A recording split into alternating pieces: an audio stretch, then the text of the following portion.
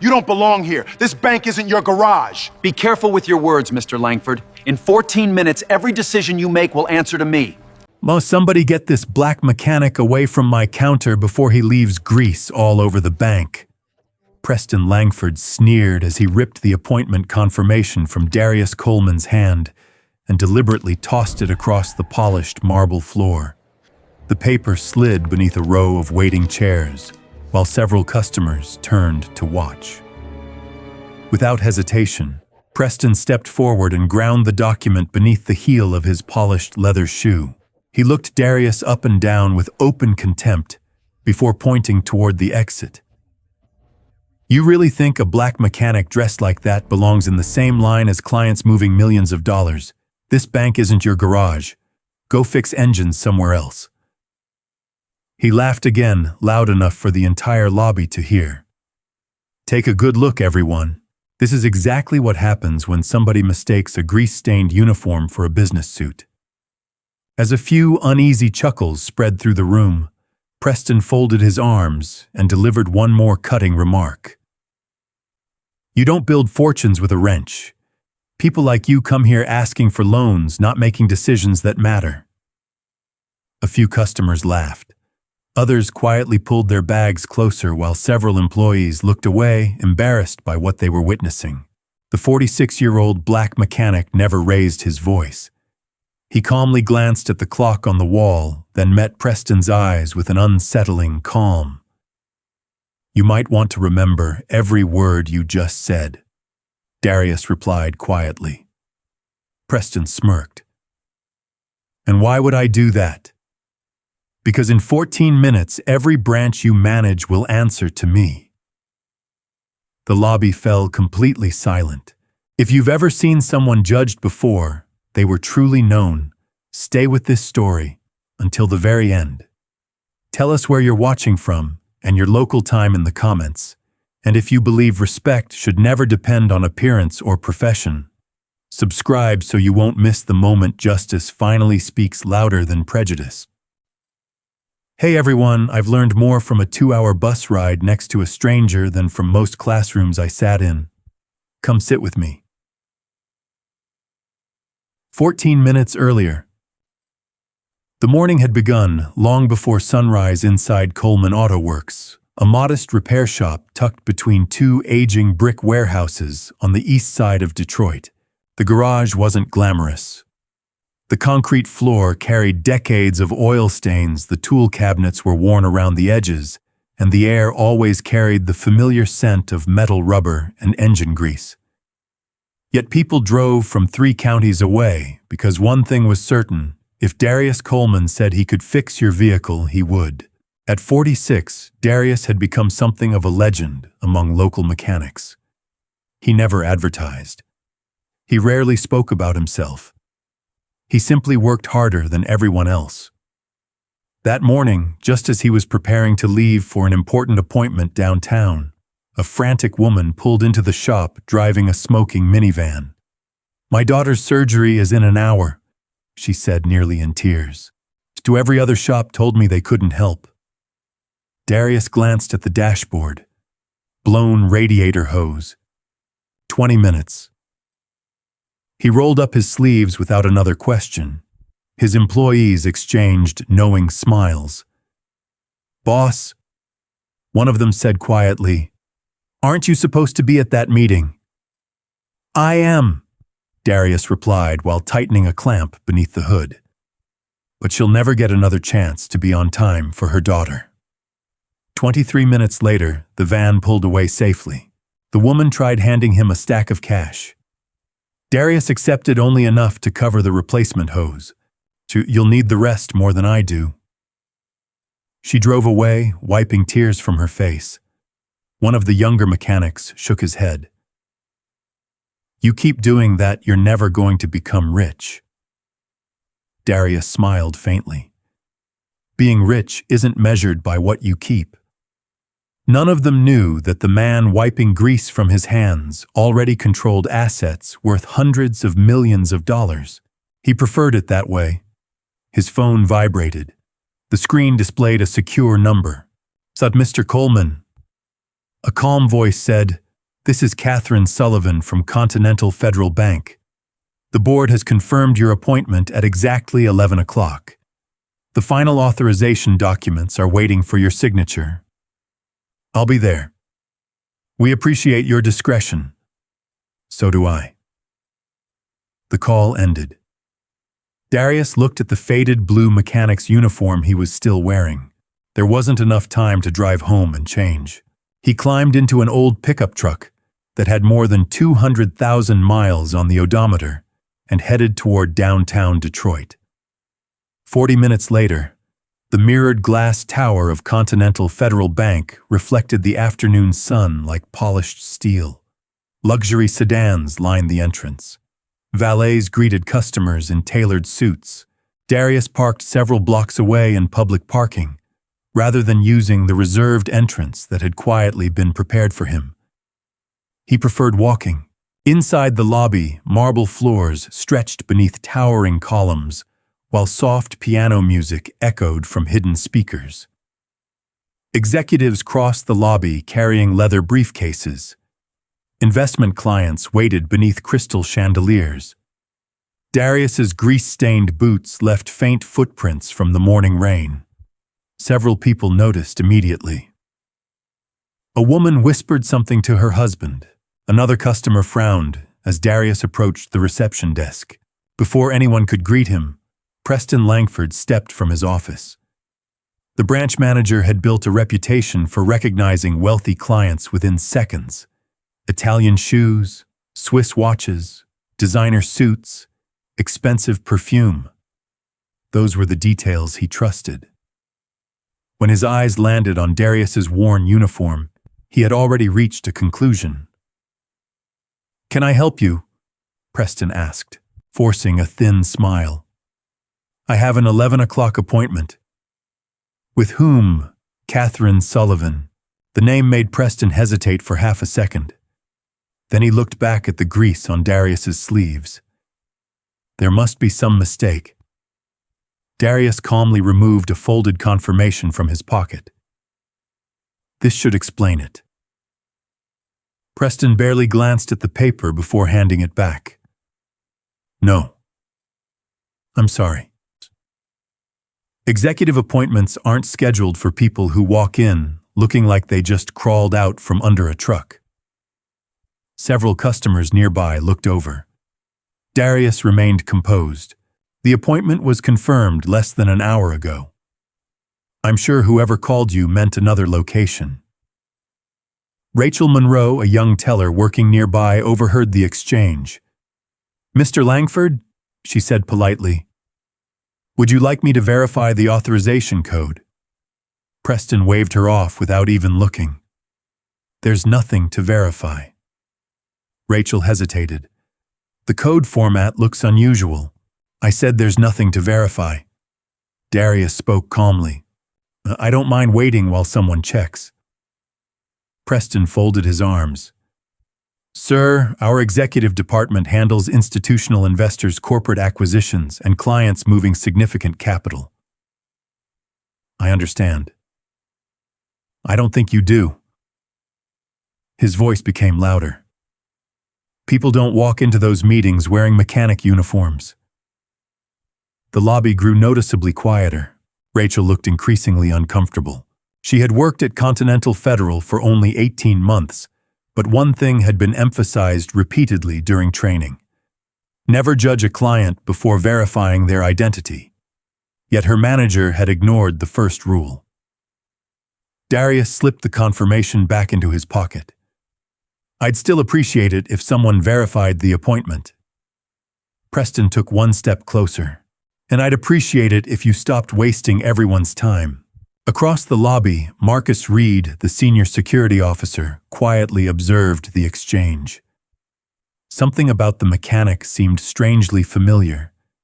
He couldn't quite place it, but he knew one thing. The man standing at the counter looked far calmer than anyone being falsely accused of lying, and experienced security officers had learned long ago that true confidence rarely needed to raise its voice. Before Marcus could step forward, Rachel discreetly typed the authorization number into her terminal. The screen froze.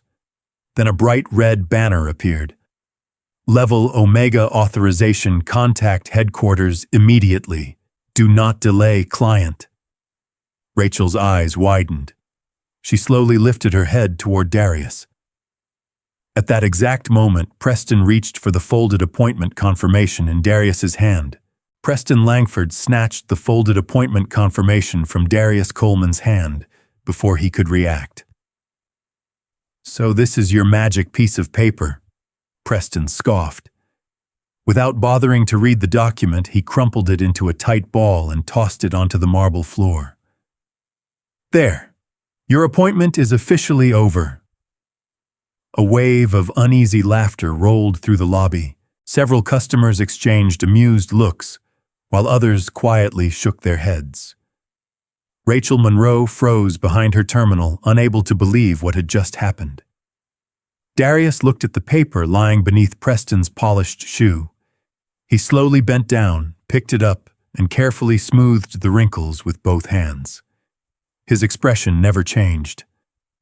"I'd appreciate it," he said quietly, "if you didn't damage documents that don't belong to you." Preston folded his arms. "I'll damage whatever I need to when someone tries to scam this bank." "I'm not trying to scam anyone." "Oh, really?" Preston's voice echoed through the spacious lobby. "Then explain why a black mechanic wearing $30 work boots thinks he deserves an executive appointment." The words hung heavily in the air. A middle-aged customer looked uncomfortable. Another customer lowered her eyes. No one spoke. Preston mistook their silence for approval. "You know what I've learned after 25 years in banking," he continued. "People who actually move serious money don't show up covered in grease." Darius calmly replied, "Appearances have a way of telling incomplete stories." Preston laughed. "That's exactly what people say when they have nothing." Rachel finally stepped away from her station. "Mr. Langford," she said carefully, "I really think we should verify his authorization code before making any assumptions." "I already made my assumption." "But our policy also says I manage this branch." Rachel hesitated. The system flagged the code. Preston turned sharply. "What did you say?" It generated a level Omega notification. For the first time, a flicker of uncertainty crossed Preston's face. He walked around the counter. "Move." Rachel reluctantly stepped aside. Preston entered the authorization number himself. The screen instantly displayed the same warning. "Level Omega authorization, contact executive headquarters immediately. Client arrival has priority. Do not create delay." Preston stared at the monitor. Then he clicked the screen twice. Nothing changed. He frowned before abruptly closing the window. "Computer glitch." Rachel blinked. "Sir, I've never seen that alert before." "Exactly. So maybe we should call—" "I said it's a glitch." He disconnected the terminal from the network for several seconds before reconnecting it. When the message returned exactly as before, Rachel looked even more concerned. Across the lobby, Marcus Reed watched everything unfold. Pieces of an old memory slowly surfaced. Nearly 4 years earlier, a violent snowstorm had stranded his wife and son outside the city after their SUV lost power. Every repair shop had closed, except one, Coleman Auto Works. The owner had stayed 3 hours after closing to repair the vehicle. When Marcus asked for the bill, the mechanic had simply smiled. "Your little boy looks freezing." Marcus had insisted on paying. The mechanic accepted nothing. "Take your family home." Marcus suddenly looked back toward Darius. The same calm eyes, the same steady voice, the same man. Marcus's posture straightened. He didn't know why a respected mechanic was standing in the middle of an executive banking dispute. But he knew something else. Darius Coleman had never been dishonest with him. Not once. Meanwhile, Preston had regained his confidence. He stepped directly in front of Darius again. Here's what's going to happen. I'm listening. You're going to leave voluntarily. And if I don't, I'll have security escort you out. Marcus slowly approached. Mr. Langford. Yes. Has the gentleman broken any bank policy? Preston frowned. He's refusing to leave. Marcus answered evenly. He was invited to leave before anyone verified his appointment. I don't need verification. Marcus remained respectful. Policy normally requires identity verification before removal. Preston's patience snapped. So now security is questioning management. No, sir. Then do your job. The lobby fell silent once again. Marcus looked at Darius. Their eyes met. Recognition finally settled in. Mr. Coleman. Darius offered only a small nod. Marcus said nothing else. He stepped back instead of reaching for Darius. That single decision confused Preston. What are you waiting for? Marcus answered carefully. I believe we should verify everything first. I gave you a direct order, and I'm asking permission to follow bank procedure. Preston's face reddened. I don't pay you to think. Rachel could no longer remain silent. Mr. Langford, headquarters should already have been contacted. He rounded on her. Enough! His raised voice startled several customers. If either of you wants to keep your jobs, stop treating this man like he's somebody important. At that exact moment, the branch's main phone rang. 1 ring, 2 rings, 3. Rachel instinctively reached toward it. Preston grabbed the receiver first. Continental Federal Bank. This is branch manager Preston Langford. A composed voice spoke from the other end. This is executive operations at headquarters. Preston immediately straightened. How may I help you? We're confirming the arrival of a priority client assigned to your branch. Preston glanced sideways at Darius before smirking. I'm afraid you've been given incorrect information. The voice remained calm. Our records indicate the client checked in approximately 6 minutes ago. No. There must be some misunderstanding. The client is absolutely there. Preston lowered his voice. I assure you the only unusual person in this lobby is a mechanic pretending to have an executive appointment. Rachel's face turned pale. Marcus slowly closed his eyes. Even Darius sighed almost imperceptibly. The voice on the phone became noticeably colder. Mr. Langford, do not allow that client to leave under any circumstances. Preston smiled confidently. Don't worry. Well, I won't let him anywhere near this bank. There was a long silence. Then the call ended. Preston placed the receiver back on its cradle with a satisfied grin, convinced he had protected the bank from an attempted fraud. Across the lobby, Darius quietly checked the time once more. 8 minutes remained. The silence that followed the phone call felt heavier than the marble walls surrounding the lobby. Preston Langford adjusted his expensive tie as if he had just won an argument. There, he announced loudly enough for everyone to hear. Headquarters has been informed. Darius Coleman looked at him without changing expression. I don't think they received the message you intended to send. Preston smirked. I think they received exactly what they needed. Rachel Monroe could hardly breathe. She had heard every word of the call. Executive operations hadn't questioned whether the client belonged there. They had only wanted one thing: protect the client. Instead, Preston had practically declared war on whoever headquarters was desperately trying to accommodate. She glanced nervously toward Darius. His posture never changed. His hands rested loosely in front of him. There was no anger, no panic, No desperation, only patience. That frightened Rachel more than shouting ever could. Marcus Reed slowly approached Preston. "Sir." "What now?" I honestly believe we should call executive operations back." Preston laughed. To apologize because a mechanic hurt his own feelings. No. Marcus chose every word carefully, to make sure we understood their instructions correctly. Preston's eyes narrowed. "You've been working security too long. I'm only trying to protect the bank." "I am protecting the bank." He pointed toward Darius. "So people like him walk into financial institutions every day, hoping somebody will make an expensive mistake." Darius quietly answered. "So sometimes the expensive mistake is judging too quickly." Preston ignored him.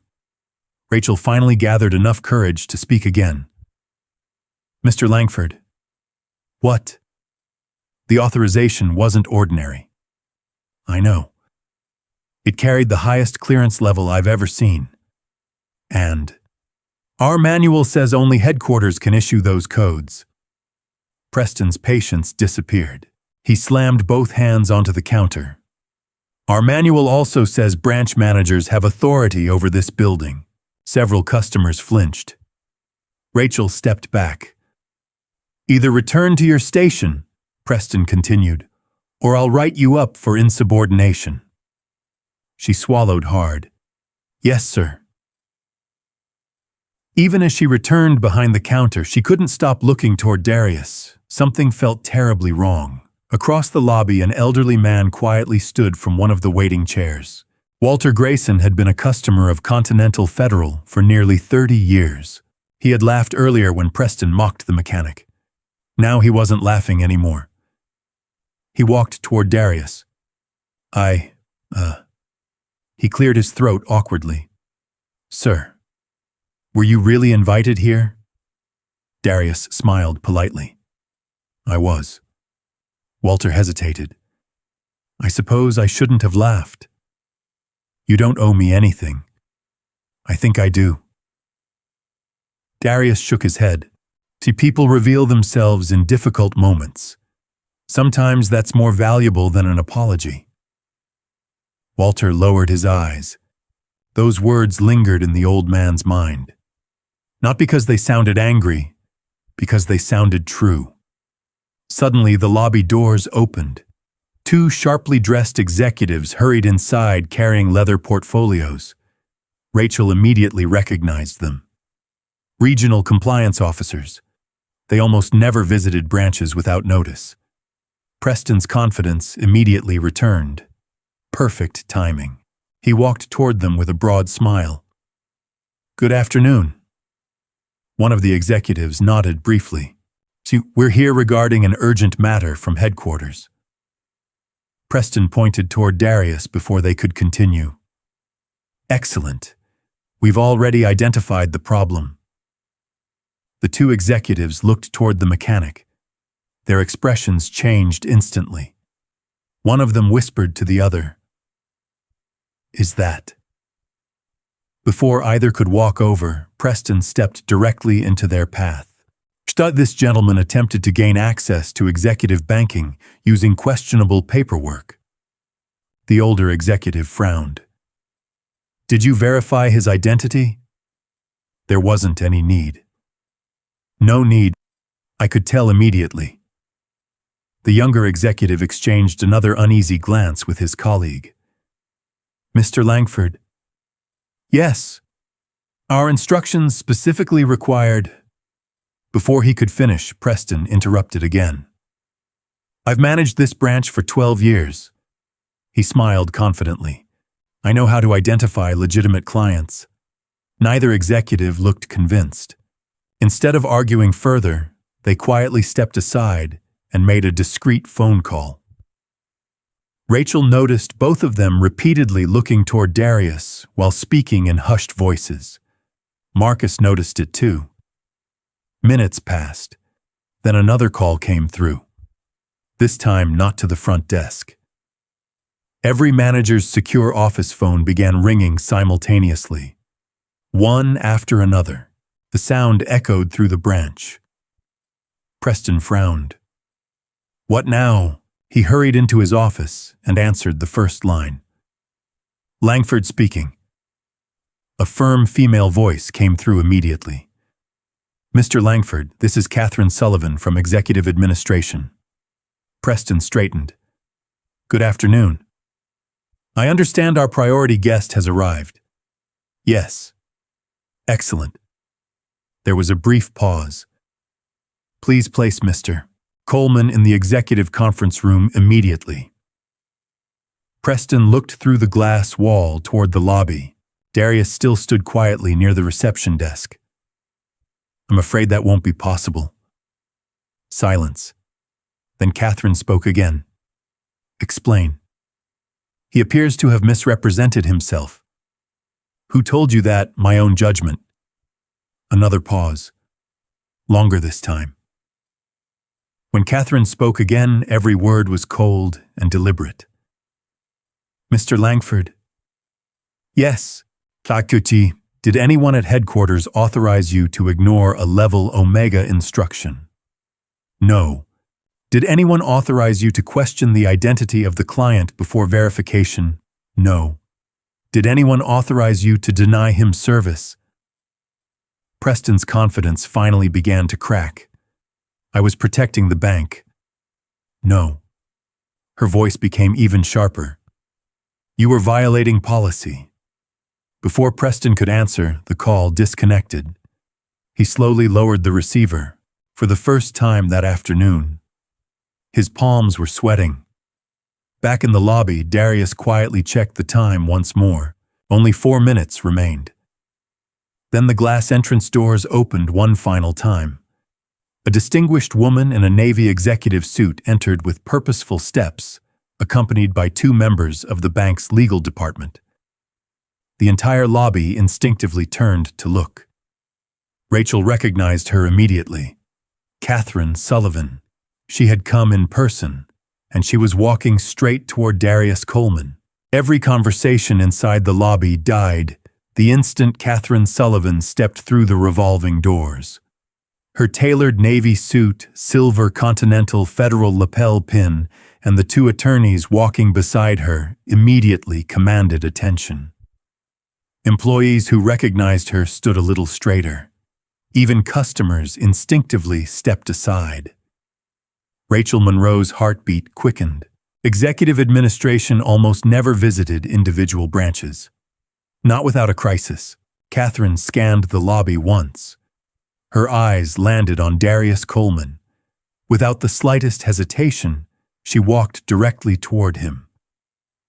Mr. Coleman, she said respectfully, my deepest apologies for the delay. Several employees looked at one another in disbelief. Preston Langford hurried from his office before Catherine could continue. Ms. Sullivan, he interrupted with a practiced smile. I was just about to explain the situation. She turned toward him. Were you? Yes. Not this individual presented suspicious documentation, so I followed standard security procedures. Catherine's expression remained unreadable. Standard procedures? Exactly. I see. She looked toward Darius. Mr. Coleman, have you been offered the executive conference room? No. Has your identity been verified? No. Were you denied service?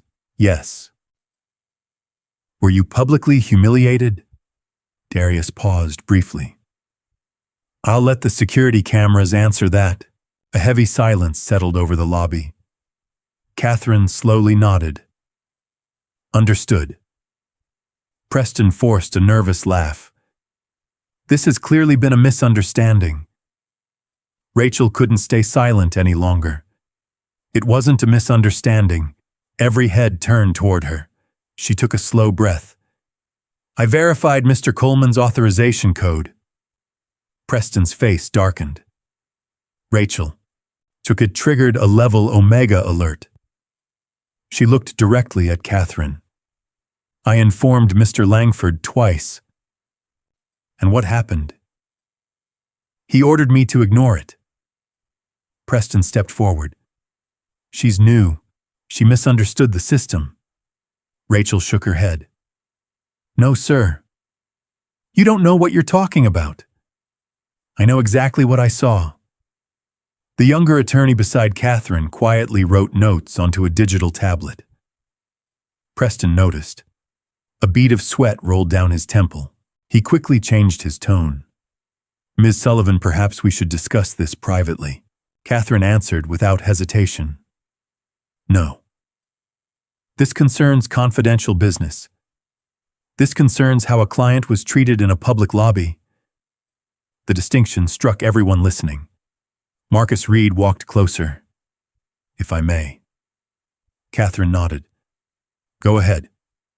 Marcus stood with both hands behind his back. I witnessed the interaction from the beginning. What did you observe, Mr. Coleman remained respectful throughout. And Mr. Langford? Marcus hesitated for only a second. He never verified the appointment before accusing the client.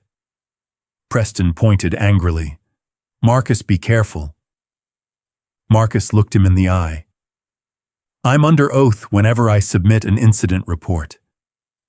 The lobby became even quieter. Walter Grayson, the elderly customer who had laughed earlier, slowly stepped forward. I'd like to say something. Catherine turned toward him. Please. Walter removed his hat. I laughed when Mr. Langford mocked this gentleman. His voice trembled. I shouldn't have. He looked toward Darius. I'm sorry. Darius offered a small nod. Thank you. Walter continued. But what happened here wasn't just rude. He looked directly at Catherine. It was cruel. Several customers quietly agreed. One woman raised her hand. I recorded part of it. Another man lifted his phone. So did I. Within seconds, 3 more customers admitted they had captured portions of the confrontation. Preston's confidence collapsed another step. He tried smiling again. This is getting blown out of proportion. Catherine calmly asked, Mr. Langford. Yes. Did you tell Mr. Coleman that people dressed like him didn't belong in executive banking? Preston hesitated. I may have. Did you call his appointment fake? I was suspicious. Did you threaten to remove him? Yes. Were those actions taken before verifying his identity? Preston didn't answer. The silence answered for him. Catherine slowly closed the folder she had been carrying. Mr. Langford. Yes.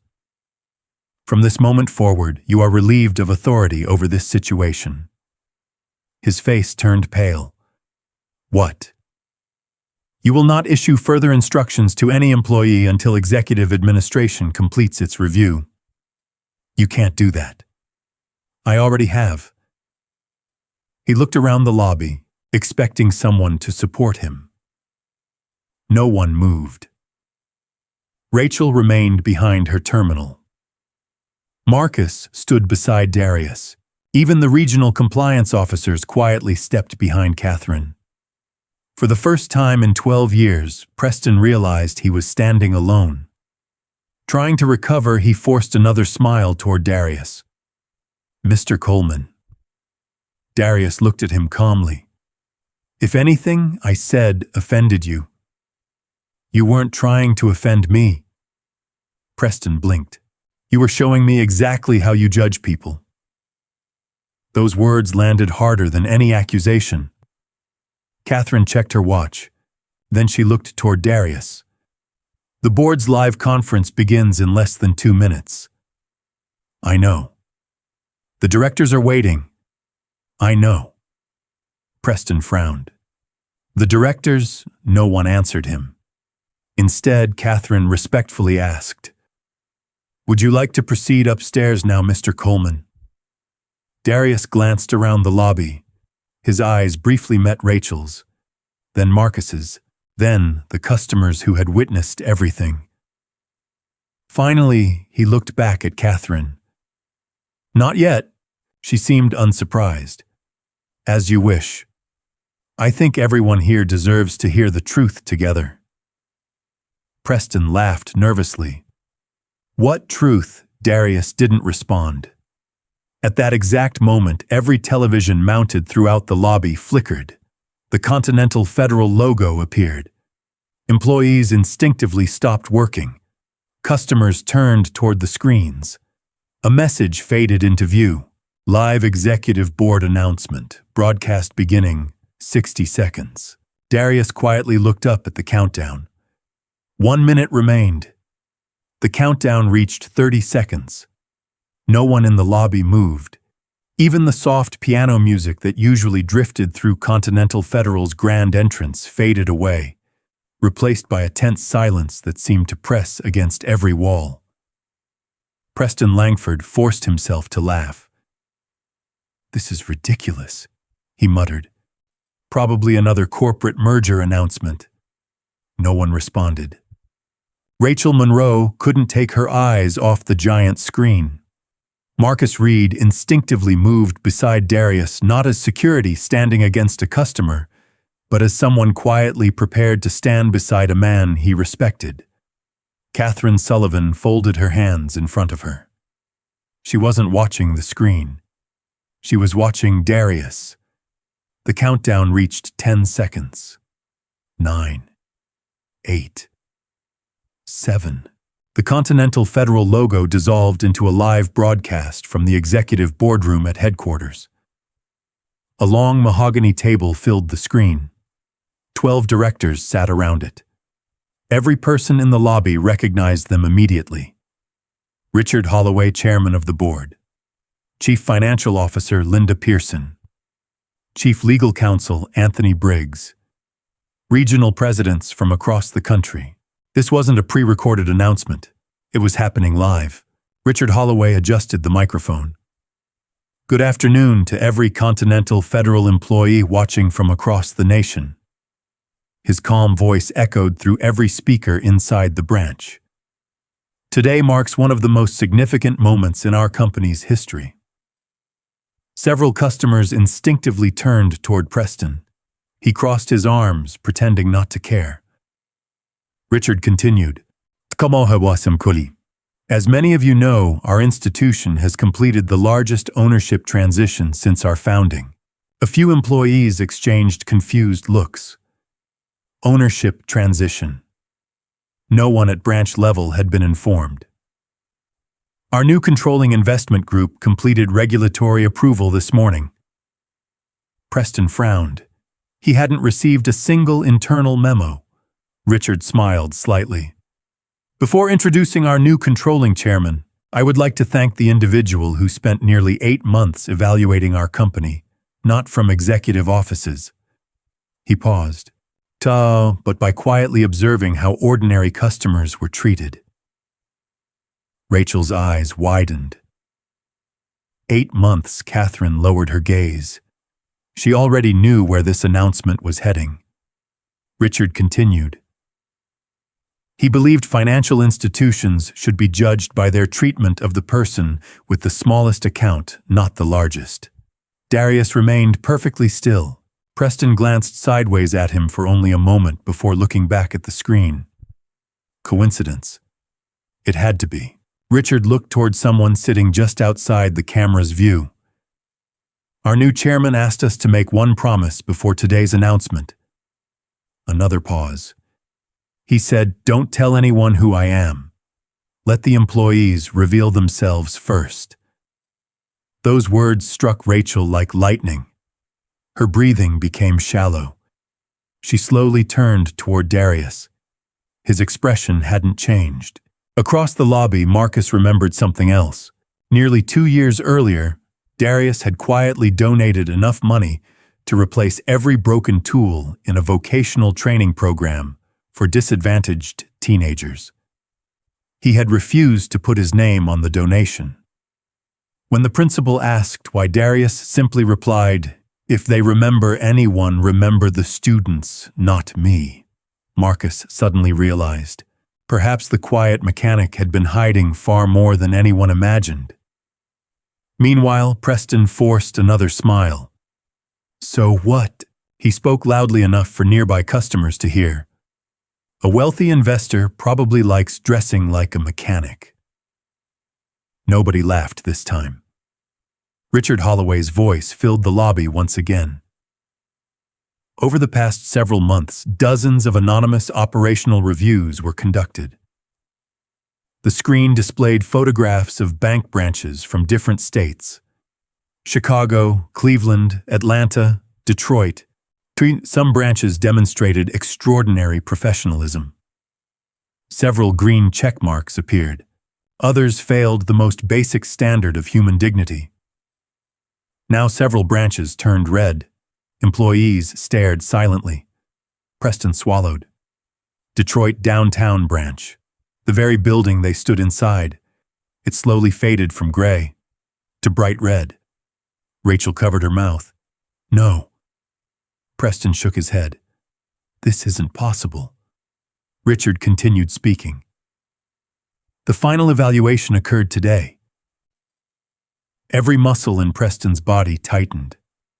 Today. The evaluation. His eyes drifted toward Darius. For the first time all afternoon, fear entered them. He remembered every insult, every order, every word, the crumpled appointment confirmation, the threats, the mocking laughter, the comments about grease, about work boots, about a black mechanic not belonging inside executive banking. His heartbeat accelerated. "No," he whispered. "No." Catherine quietly looked at him. "You've figured it out." Preston slowly turned toward her. "Who?" she answered calmly. "You still have less than a minute." His breathing became uneven. He looked back toward Darius. The mechanic was standing exactly where he had been from the beginning. Hands relaxed. Uniform still stained with engine oil. Nothing about him looked powerful. And yet, everyone in the lobby had unconsciously begun facing him instead of the television. Even before anyone had spoken his name, Richard Holloway smiled toward the camera. "Our new chairman has always believed that leadership begins with humility." He reached for a folder resting on the conference table. "In just a few moments, we will officially introduce the individual whose vision will shape the future of Continental Federal." Preston suddenly rushed toward Darius. His voice had completely changed. "Mr. Coleman." Darius looked at him quietly. I think we've gotten off on the wrong foot." Darius didn't answer. I may have misunderstood the situation. Still no response. "If I've made any mistakes."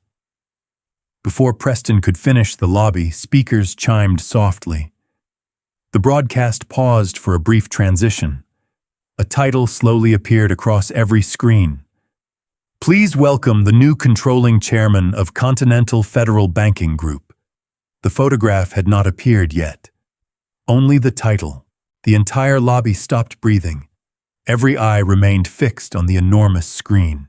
The title still glowed across the display. "Please welcome the new controlling chairman of Continental Federal Banking Group." No photograph appeared. Not yet.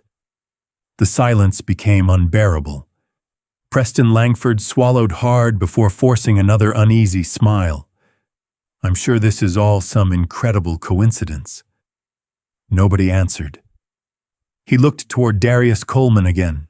For the first time since the mechanic had entered the building, Preston noticed something he had completely overlooked. Darius wasn't looking at the screen. He was looking at the employees, almost as though he cared more about their reactions than whatever announcement was about to happen. That unsettled Preston even more. Trying desperately to regain control, he stepped toward the center of the lobby and clapped his hands together. "Everyone back to work." No one moved. "I said back to work." Rachel Monroe remained behind her station. Marcus Reed stayed beside Darius. Even the regional compliance officers ignored Preston completely. His authority was slipping away one person at a time. Preston forced a laugh. This announcement has nothing to do with today's misunderstanding. Darius calmly asked, "Are you certain?" Preston nodded too quickly. "Absolutely. You sounded much more confident a few minutes ago." The remark was delivered without anger, without sarcasm, yet it struck harder than an insult. Preston felt every pair of eyes in the lobby turning toward him. He loosened his tie. There may have been communication issues. "You called my appointment fake." "I was mistaken." "You called security before verifying my identity." "I was protecting the bank." "You told everyone I didn't belong here." Preston's lips trembled. Before he could finish, Rachel quietly spoke. "No, Mr. Langford." The branch manager turned sharply. "What?" "You said much more than that." Rachel looked directly at Catherine Sullivan. "He said people dressed like Mr. Coleman only came here asking for loans." Several customers nodded. Walter Grayson added quietly, "He also mocked him because he was a mechanic." Another customer raised her phone. "I recorded that part."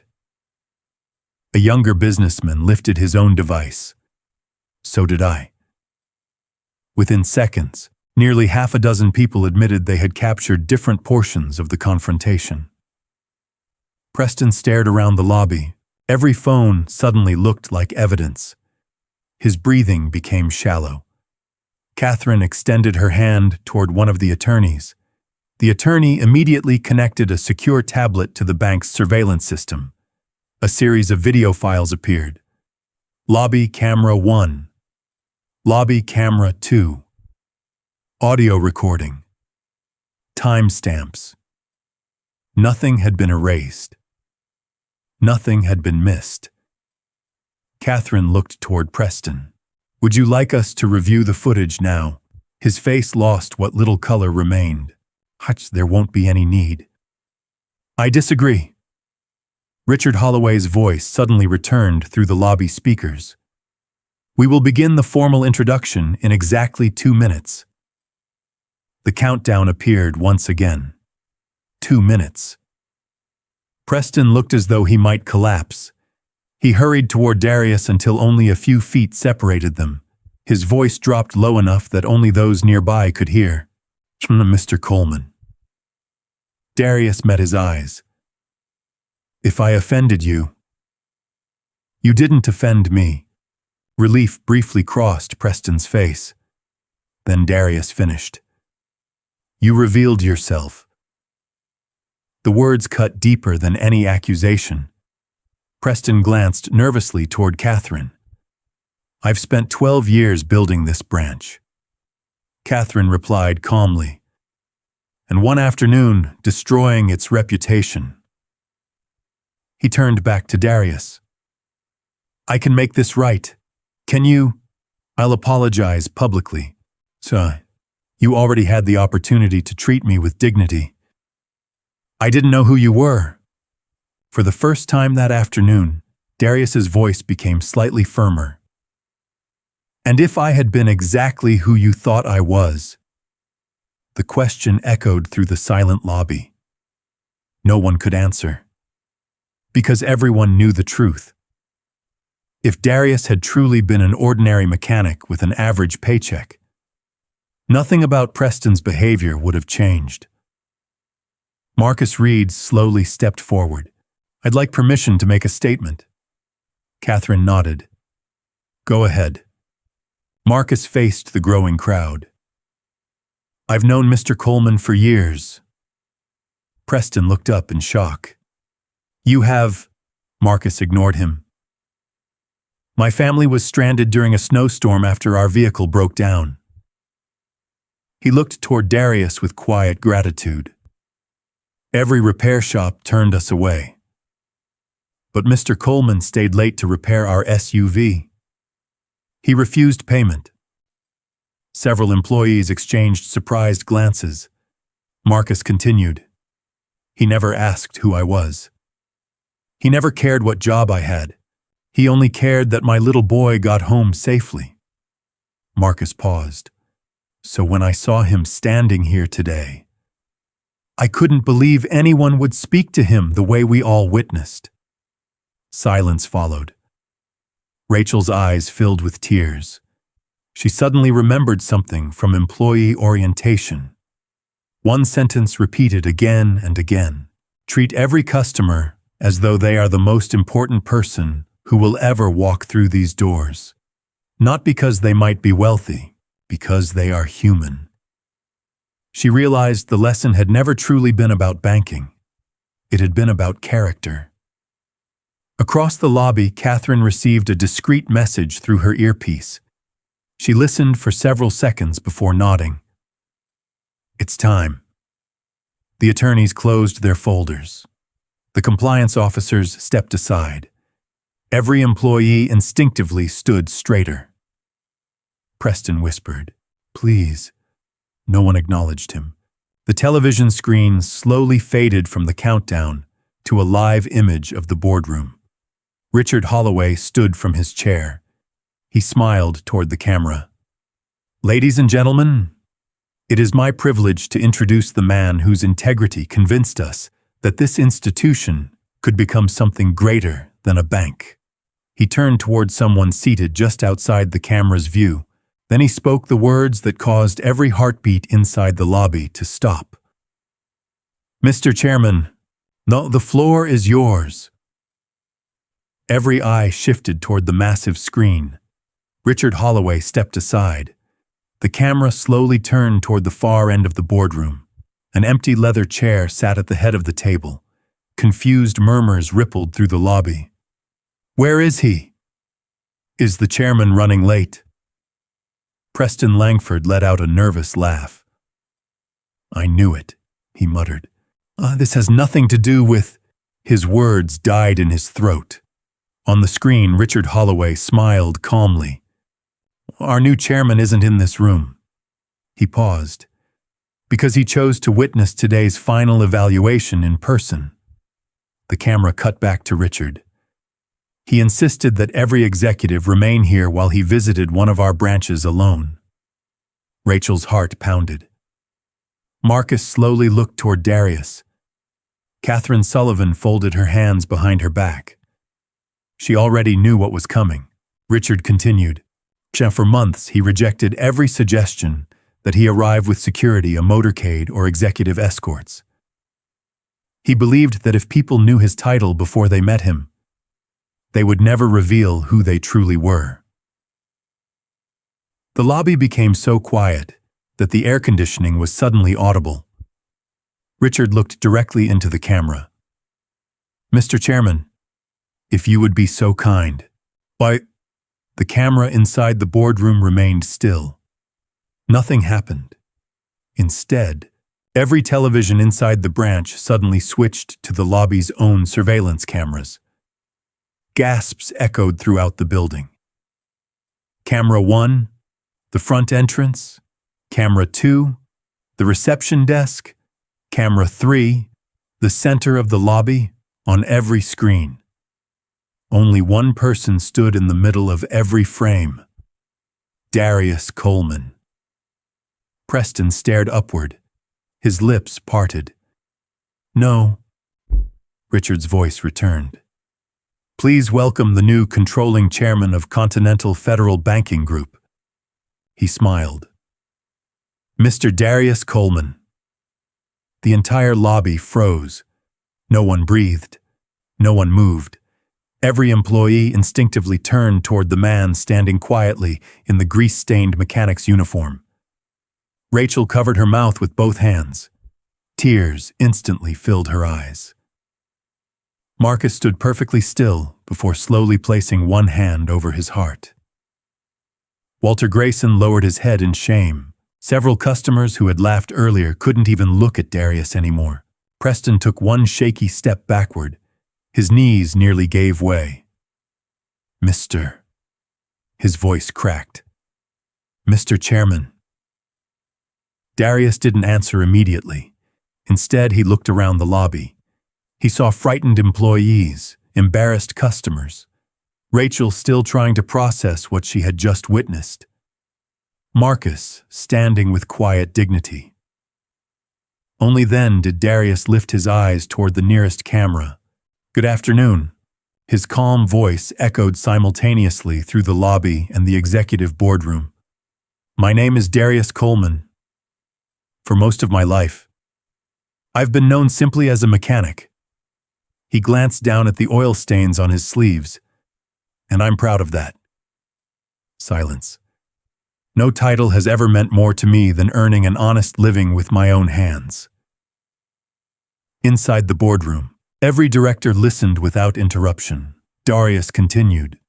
"When our investment group considered purchasing Continental Federal, I asked for one condition." He looked slowly around the lobby. "I wanted to see how this bank treated someone who appeared ordinary." His gaze finally settled on Preston. "I didn't come here pretending to be poor. I came here exactly as I was after helping a customer whose car had broken down." Another silence. "I wanted to know whether dignity depended on appearance." The answer was obvious. Preston stumbled forward. I'm so sorry. I made a terrible mistake." "You certainly did." Darius's voice remained calm. "But your greatest mistake wasn't insulting me." Preston looked up hopefully. "It was believing that respect must be earned through wealth." The words echoed through every speaker. "You looked at Greece. You saw work boots. You saw a black mechanic. And before learning my name, you decided my value." Several employees lowered their heads. Rachel quietly wiped away tears. Marcus looked toward the floor, not because he felt guilty, but because he knew those words reached far beyond one branch.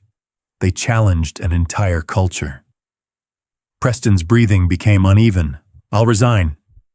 "No." Preston looked confused. "No, I don't want your resignation." A flicker of hope crossed Preston's face. Then Darius continued. "I want accountability." Catherine Sullivan stepped forward. As authorized by the Board of Directors, Executive Administration has completed its preliminary review. She opened a sealed folder. Effective immediately. Branch Manager Preston Langford is suspended from all managerial authority pending final disciplinary proceedings. Preston's shoulders slumped. The attorneys quietly approached. One collected Preston's executive identification badge. The other requested his company phone. He surrendered both without resistance. His hands trembled. Rachel watched silently. Only hours earlier, Preston had been the most powerful person inside this building. Now he couldn't even access his own office. Catherine continued reading. The board has also ordered a comprehensive audit of every complaint involving customer discrimination policy violations and executive misconduct under Mr. Langford's leadership. Preston closed his eyes. He finally understood. This wasn't about one afternoon. This was about years of decisions. Years of judging people before knowing them. Years of believing appearances were qualifications. Darius slowly walked toward the reception counter. Rachel instinctively straightened. "I'm sorry you had to witness all of this," she whispered. He smiled gently. "You followed your training." "I should have done more." "You spoke when it mattered." Rachel's eyes filled again. For someone beginning a career, that's where integrity begins. Those simple words meant more to her than any promotion ever could. Across the lobby, Richard Holloway's voice came through the speakers one final time. "Mr. Chairman, the board is ready for your first official decision." Darius looked around the branch one last time. Then he answered without hesitation. I already know where we'll begin. Every employee looked toward him. So do I. The lobby remained silent long after Richard Holloway's image disappeared from the screens. No one seemed willing to move first. The reality was simply too overwhelming. Just 20 minutes earlier, Darius Coleman had been treated like an unwanted customer. Now every employee in the building knew they were standing before the man who controlled the future of the entire bank. Darius looked around the lobby one final time before speaking. This branch isn't my biggest concern. Several people exchanged confused glances. My concern is whether what happened here today happened somewhere else yesterday, and whether it will happen again tomorrow. His words settled over the room with unmistakable weight. Catherine Sullivan nodded toward one of the attorneys. The attorney immediately connected a secure tablet to the branch's management system. Within seconds, files began appearing on the large television screens. Customer Complaint Archive, Downtown Detroit Branch. Rachel frowned. I've never seen that system before. Catherine answered calmly. You weren't supposed to. She turned another page in the investigation file. Our corporate ethics division has quietly reviewed this branch for nearly 6 months. Preston slowly lifted his head. 6 months. Catherine looked directly at him. Long before Mr. Coleman ever walked through these doors. Another file appeared. Complaint number 1847. A retired schoolteacher claimed she had been ignored for nearly an hour while wealthier customers arriving later were served first. Status closed without investigation. Another file. Complaint number 2013A. Disabled veteran reported being mocked because of his work clothes while attempting to refinance his home. Status insufficient evidence. Another. Complaint number 2149. A small business owner alleged that a manager assumed he could not qualify for commercial financing based solely on his appearance. Status dismissed. The list continued. 10 complaints. 20. 34. Every one of them had one thing in common. The final approval signature. Preston Langford. A murmur swept through the lobby. Rachel stared at the screen in disbelief. I never knew. Marcus slowly shook his head. No one at branch level did. Catherine closed another folder. The ethics division intentionally kept the investigation confidential. She looked toward Darius.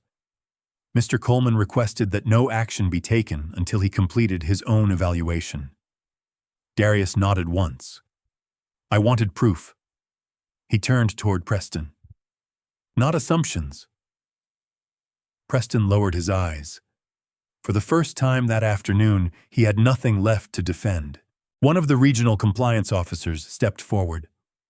We also completed interviews with former employees. Another document appeared.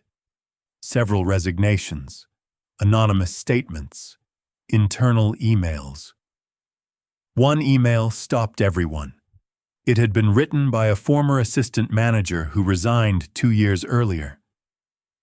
I repeatedly warned Mr. Langford that judging customers by appearance would eventually destroy this branch. He laughed and told me people who looked poor rarely brought profit.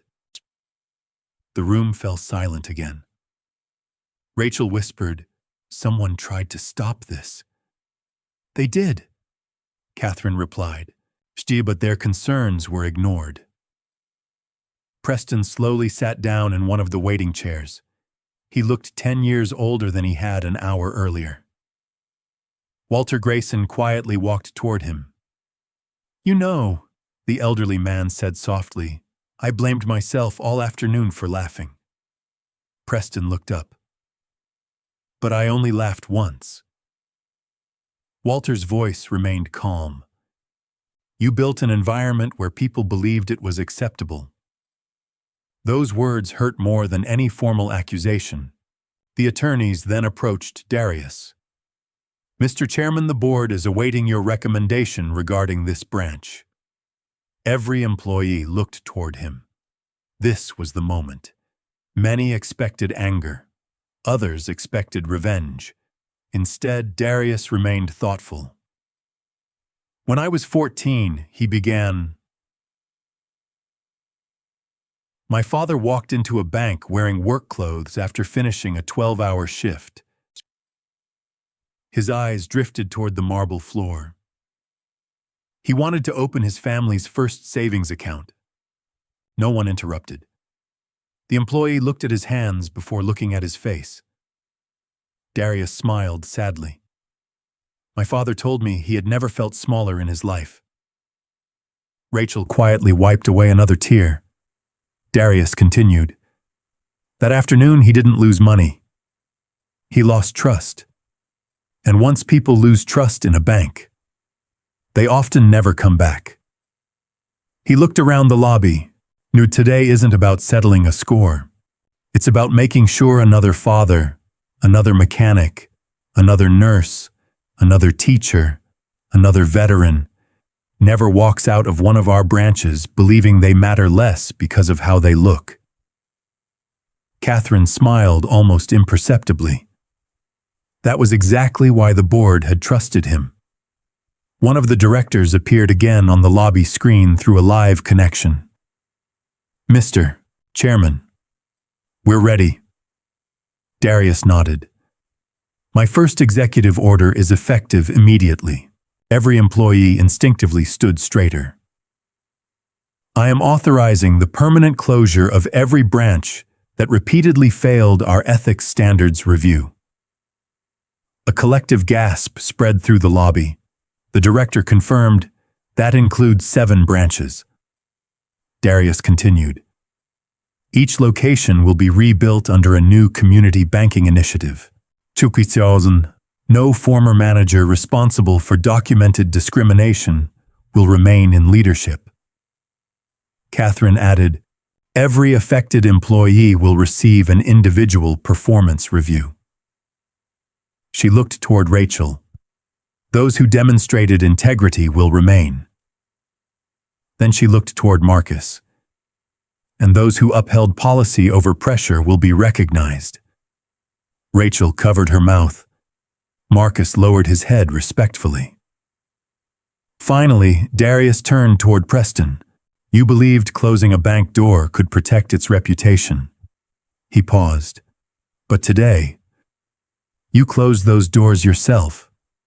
Preston couldn't answer. As security quietly escorted him toward the exit, he stopped once and looked back at the lobby he had ruled for 12 years. No one applauded. No one mocked him. The silence itself became his sentence. Meanwhile, workers from headquarters arrived carrying new Continental Federal banners. One by one, they began removing the old management plaques from the walls. The transformation had already begun, and for the first time that day, every person in the lobby understood that justice wasn't arriving tomorrow. It had already walked through the front doors, wearing grease-stained work boots. 3 months later, the downtown Detroit branch of Continental Federal looked completely different. The marble floors remained. The tall glass windows still reflected the morning sun, but everything else had changed. The polished brass plaque listing the old management team was gone. In its place hung a simple inscription: "Every person deserves equal respect." Employees paused to read it every morning before beginning work. It wasn't decoration, it was policy. Rachel Monroe stood behind the customer service desk wearing the badge she never imagined she would earn, branch manager. She smiled warmly as she greeted an elderly construction worker whose work boots left dusty footprints across the spotless floor. "Good morning, sir," she said. "Welcome to Continental Federal. How may we help you today?" No one looked at his clothes. No one judged the calluses on his hands. The culture had changed. Across the lobby, Marcus Reed finished welcoming a young family through the entrance. His uniform now carried a new title, Regional Director of Security Operations.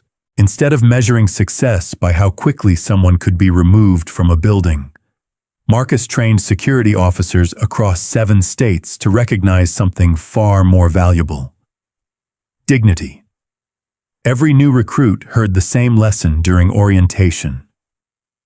Your first responsibility is protecting people. Your second responsibility is protecting property. Never reverse that order. The training manual became required reading throughout the company. Meanwhile, workers continued renovating the 7 branches that had failed the ethics standards review. Some would reopen under new leadership. Others would become community financial centers offering free financial education, small business mentoring, and home ownership programs for neighborhoods that traditional banks had often ignored. Reporters praised the transformation. Industry experts called it one of the boldest cultural reforms in modern banking. But Darius Coleman refused every television interview. Instead, on an ordinary Tuesday morning, he was exactly where most people expected him to be, inside Coleman Auto Works. The familiar sound of impact wrenches echoed through the garage. Engines idled. Mechanics laughed while working beneath raised trucks. Darius knelt beside an aging pickup, replacing worn brake pads with the same steady hands that had signed billion-dollar acquisition documents only weeks earlier. One of his younger mechanics looked over and laughed. "You know, if the news cameras saw you now, they'd think they had the wrong guy." Darius smiled without looking up. "They'd have the right one." Another mechanic shook his head. "Most chairmen wear tailored suits." Darius tightened the final bolt. "And most mechanics wear uniforms." He stood wiping his hands with a shop towel. "I've never believed those two things should be mutually exclusive." The garage doors opened. Rachel walked inside carrying a small box. "I thought you might like these." Inside were the wrinkled appointment papers Preston Langford had thrown onto the marble floor. Rachel had quietly saved them before housekeeping could discard them. "I couldn't throw them away," she admitted. "They remind me of the day everything changed." Darius carefully unfolded the papers. The creases remained. The shoe mark was still visible. He smiled softly. "No." He looked around the garage. "They remind us why everything had to change." Rachel nodded. "I still think about that afternoon almost every day." "So do I." She hesitated. "Can I ask you something?" "Of course." "When Mr. Langford insulted you, were you ever angry?" Darius looked toward the open garage door where sunlight spilled across the concrete floor. "I was disappointed. In him. So in a system that taught him appearances mattered more than character." Rachel remained silent. Darius continued. "If I had responded with anger, he would have believed every assumption he made about me. But patience." He smiled. "Patience let the truth speak for itself." Just then, a familiar voice came from outside. "Mr. Coleman." Everyone turned. Walter Grayson slowly walked into the garage, carrying a small envelope. "I wanted to give you something." Darius welcomed him inside. Walter handed over the envelope. "My grandson starts trade school next month." He smiled proudly. "He wants to become a mechanic." Inside the envelope was a photograph. Walter's grandson stood beside an old pickup truck with a toolbox in his hands. Across the bottom, someone had written, "Honest work deserves honest respect." Walter looked embarrassed. "I wanted him to know what real success looks like." Darius studied the picture for several seconds. "Tell him I'll be expecting him here one day." Walter's eyes filled with tears. I will." As the old man walked away, one of the younger mechanics quietly asked, "Boss, do you ever regret buying that bank?" Darius chuckled softly. "No." "What about everything that happened?" He looked around the busy garage. "I didn't buy a bank. I bought an opportunity. An opportunity to prove that institutions don't become stronger by protecting powerful people. They become stronger by protecting principles." The mechanics nodded thoughtfully. Outside, customers continued arriving. Some drove luxury vehicles. Others drove 20-year-old sedans barely held together. Each one was greeted exactly the same way, with respect. Months later, Continental Federal's annual report contained only one sentence about the dramatic leadership change. It wasn't about profits. It wasn't about acquisitions. It wasn't about stock prices. Instead, the opening page simply read, "The strongest institutions are built by people who recognize the value of every human being before they recognize the value of their account." And perhaps that was the greatest victory of all. Not that one arrogant manager lost his position, but that an entire organization finally learned the lesson a black mechanic had carried with him long before he ever became its chairman. Never underestimate someone because of their appearance, profession, or circumstances. True character is revealed by how we treat people when we believe they have nothing to offer us. If this story touched your heart, share your thoughts in the comments and let us know where you're watching from. Don't forget to subscribe for more stories where dignity, courage, and justice always find their way home.